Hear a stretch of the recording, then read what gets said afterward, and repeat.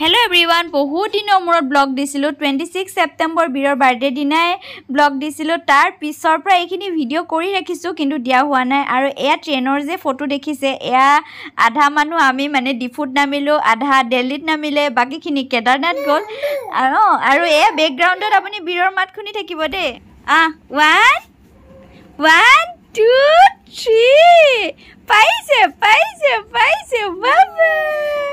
বাবা পাইছে দে আমি আছো এতিয়া ডিফুট আৰু এয়া পাইছে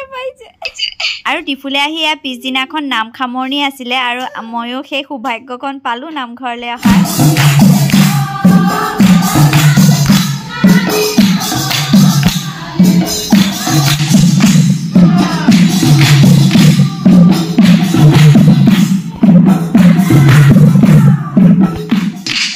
আৰু নাম শুনি এয়া বীৰে শুই গলগে আৰু হেদিনাখন বহুত বেছি গৰম আছিলে আৰু কিয় জানো ভিডিওবোৰ বনাই থৈছো মই কিন্তু ভিডিওবোৰ দিবলে মন যোৱা নাছিলে এই পূজাৰ পৰাই মনবোৰ কিবা ভাল লগা নাই আপোনালোকৰো চাগে মনবোৰ তেনেকুৱা হৈ আছে মোৰো তেনেকুৱা ভিডিও এডিটিং কৰিবলৈ মন যোৱা নাছিলে আৰু এয়া আমি গুটেবোৰ একপি ফটো তুলিলো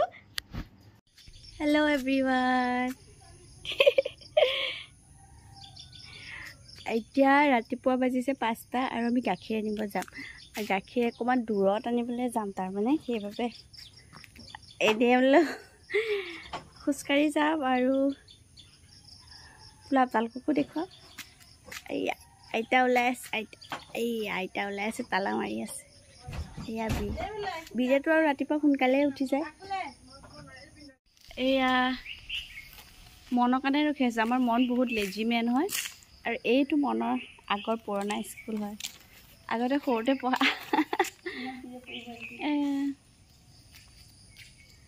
এই মুখৰকণ সেইকণ থাকিলে আগত আৰু হইয়া দূৰত মন আহি আছে এইটো কলেজ পঢ়ি পিনি বহুত লেজি বহুত বেছি লেজি হয় এয়া আমি গাখীৰ আনিব আহিছোঁ ক'ত দেখিছা নাই এইফালে দূৰত ঘৰটো আৰু ইয়াৰ পৰিৱেশটো খুব ধুনীয়া আৰু পৰিৱেশটো খুব ধুনীয়া গাখীৰ ল'বলৈ মানে বহুত দূৰলৈ আহে মায়ে আৰু ইয়াত গাখীৰটো মানে পিয়ৰ দিয়ে মানে গাখীৰ খিৰাইকে দিয়ে একদম ভেজাল নহয় আৰু গৰু দেখিছে নহয় ইয়াত কিমান আছে ভিডিও বনাইছো কিন্তু মই এডিটিং কৰাৰ মানে মনটো বেয়াৰ বাবে মই এডিটিং কৰাই নাছিলো আৰু আজি এডিটিং কৰিছো আৰু পূজা যদিও পূজা যেন লাগা নাই মানে মনবোৰ একেবাৰে বেয়া লাগি আছে নহয় ফুটি লাগিছে দেখি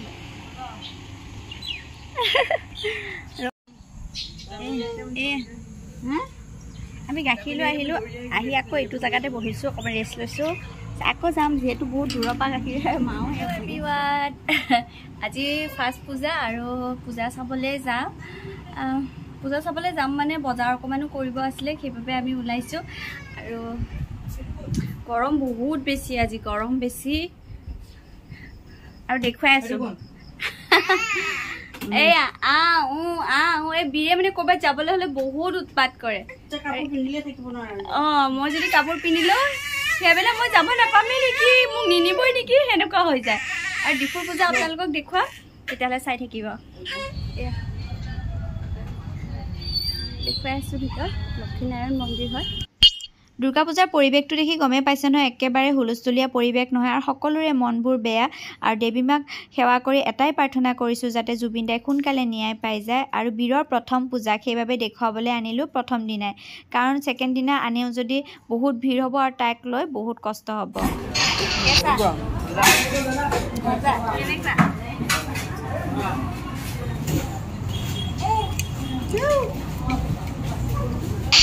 বীৰক কোচত লৈ পূজা চোৱা সহজ নহয় কঁকাল বিষাই যায় এনেও মোৰ কঁকালৰ বিষ আছে আৰু মায়ে একোলা লৈছে মই একোলা লৈছোঁ এনেকৈ বহুতকেইখন পূজা চাবলৈ মানে সহজ নহয় সেইবাবে আমি দুখনমান চালোঁ চায়ে ঘৰমুখী হ'লোগৈ আৰু এয়া জুবিন দাক এয়া ৰাখিছে দেখিছে নহয় শ্ৰদ্ধাঞ্জলি দিবলৈ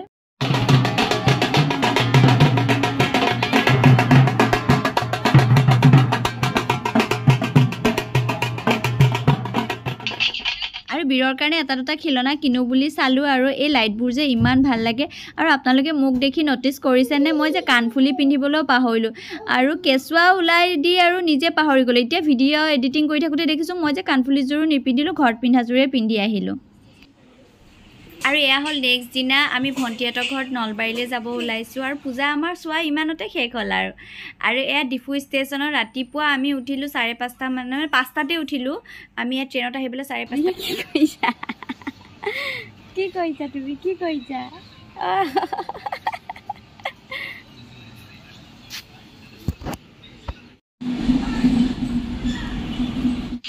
আৰু ৰাতিপুৱা খুব সোনকালে উঠাৰ বাবে বীৰে ইয়াত টোপনি গুচি গ'ল আৰু আমি ডিফু ষ্টেচনতে ৰৈ আছোঁ ট্ৰেইন আহিব আৰু এতিয়া আৰু ট্ৰেইনত উঠি বীৰে উৎপাত নকৰা নহয় পিছে অকণমান উৎপাত কৰিছে আৰু আমাৰ চেহেৰা দেখি গমেই পাইছে নহয় আমি মানে তাৰ উৎপাত দেখি ভাগৰি গৈছোঁ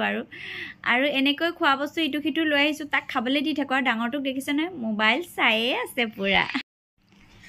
আৰু ট্ৰেইনৰ পৰা নামি এয়া ভণ্টিহঁতৰ লগত আহিলোঁ সিহঁতি ৰখি আছিলে আৰু এয়া হোটেলত ভাত খাবলৈ সোমাইছোঁ আৰু ভণ্টিয়ে মাংস বনাই আনিছিলে আৰু একদম মানে ভোকত আছিলোঁ যে ভাতকেইটা পূৰা খাই ল'লোঁ আৰু বীৰে মানে ভাত মানে একোৱে খাব পৰা নাই তাতে এনেই ইটো সিটোৱে খাই আছিল তাকো অকণমান খুৱাই ল'লোঁ কাৰণ বহুত দূৰ বাট সিও আহিছে প্ৰথমবাৰৰ বাবে ইমান দূৰ বাট ট্ৰেইনত উঠি আহিছে তাৰো অলপ ভাগৰ লাগিছে আৰু হোটেলখন বহুত বেছি ডাঙৰ আছিলে আৰু খাবলৈও খানাটো খুব টেষ্টি আছিলে এয়া দেখিছোঁ না ফটো উঠা ঠাই বৰ ধুনীয়া ধুনীয়া আছিলে আমি বহুত কেইকপি ফটো তুলিলোঁ আপোনালোকৰ আগতে শ্বেয়াৰ কৰিছোঁ নহয় আপোনালোকে চাগে দেখিছে মোৰ পেজটো যোনে যোনে ফ'ল' কৰা নাই ফ'ল' কৰিব তেতিয়া আপোনালোকে গম পাব আৰু ভিডিঅ'বিলাক মই এনেও শ্বেয়াৰ কৰিয়ে আছোঁ শ্বৰ্ট ভিডিঅ'বিলাক লং ভিডিঅ'হে দিব পৰা নাই আৰু ভাত পানী খাই এয়া উঠিব লৈছোঁ আৰু চিপকৈ বৰষুণ দি আছিলে আৰু পৰিৱেশটো খুব ধুনীয়া আছিলে সেইবাবে অকণমান ভিডিঅ' কৰি দিলোঁ এয়া নলবাৰীত ৰাতিপুৱা প্ৰথম ৰাতিপুৱা এয়া আমাৰ আৰু বীৰৰ বহুত ফূৰ্তি লাগিছে এই মানে চোতালখন যে ডাঙৰ সেইটো কাৰণে তাক এৰি দিছে চোতাল 4টা দাঁতৰ মালিকে হাঁহি আছে 4টা দাঁতৰ মানুহ 4টা দাঁতৰ মানুহ মাত নিদিয়ে এতিয়া লেভেল বাঢ়ি আছে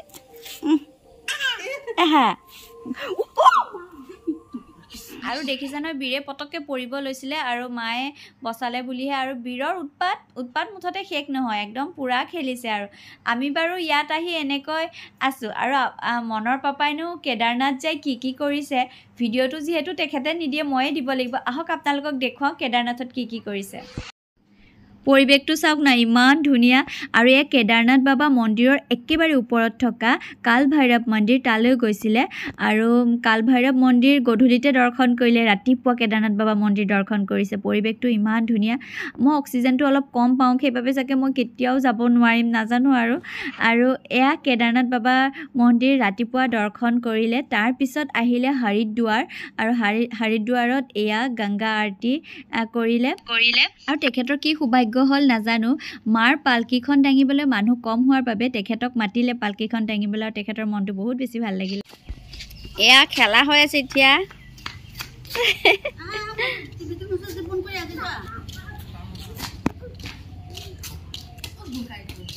এয়া এতিয়া ডাঙৰ আৰ্টিষ্ট এটা আহিছে আৰু আৰ্টিষ্টে এয়া কি কৰি আছে আঁকি আছে আপোনালোকে হায়াৰ কৰিব পাৰে দেই কম দামী আৰ্টিষ্ট এইটো কি পালা তুমি ভিতৰলৈ নোযোৱা ভয় খাইছা সেই তাতকৈ কি আছে তাতে আৰু ভণ্টিহঁতৰ গোঁসাই ঘৰ লোৱা পতা হ'ব সেইবাবে আমি আহিছোঁ আৰু সকলোৱে আলোচনা কৰি আছে কেনেকৈ থ'ব কি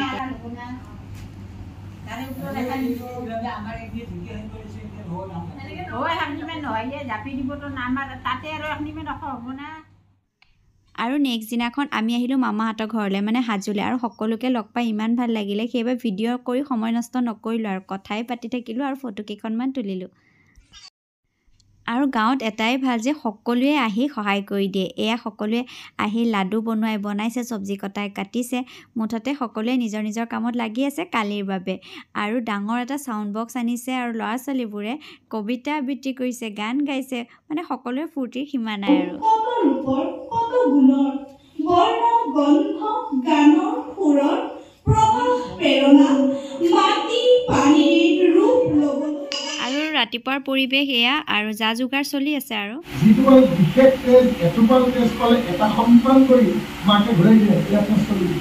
সেই তেজ দেহত পঠাই মোক দেখাব অপাৰেশ্যন কৰি এজন পুৰুষৰ শৰীৰত দেখুৱাই দিব মানে এইখিনি সেই তেজ মোৰ পৰা চলিব আৰু নাম প্ৰসংগ হৈ গ'ল তাৰপিছত এয়া খানা খোৱা পৰ্ব এয়া দেখিছেনে সকলোৱে খানা খোৱাত বহি গৈছে আৰু গোসাঁইঘৰ লোৱা দিনাই মানে 8 অক্টোবৰৰ দিনা ভণ্টিৰ বাৰ্থডে আছিলে আৰু ৰাতিলৈ এয়া বাৰ্থডে সেলিব্ৰেশন কৰা হ'ল happy birthday to you happy birthday to you happy birthday dear Rashmi ভণ্টি ঠাকুৰী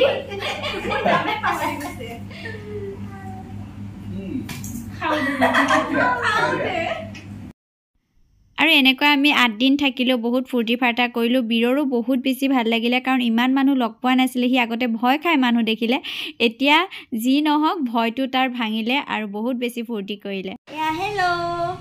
আজি আমি যামগে আমি 9 দিন থাকিলোঁ আৰু এজনী কোন হয় তোমাৰ নামটো কৈ দিয়া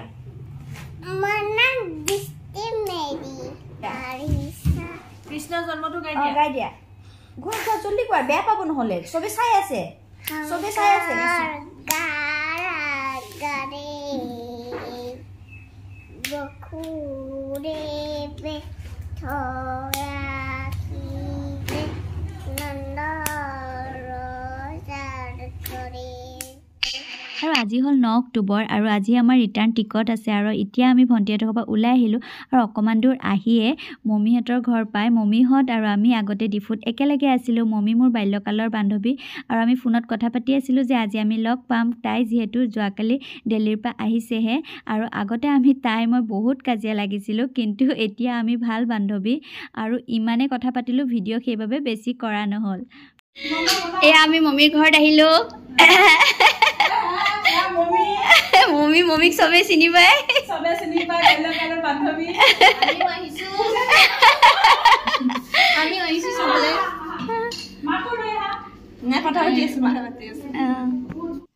ইমানে কম সময় পালোঁ যে কথা পাতি শেষেই নহ'ল আৰু তাইও ইমান দূৰত থাকে আমি লগেই নাপাওঁ আৰু এয়া তাই ল'ৰা দুটা খেলি আছিলে আৰু মোৰ ভিডিঅ'বোৰ যদি ভাল পালে তেতিয়াহ'লে লাইক কৰিব শ্বেয়াৰ কৰিব যিসকলে মোৰ চেনেলত নতুনকৈ আহিছে প্লিজ ছাবস্ক্ৰাইব কৰি যাব বাই বাই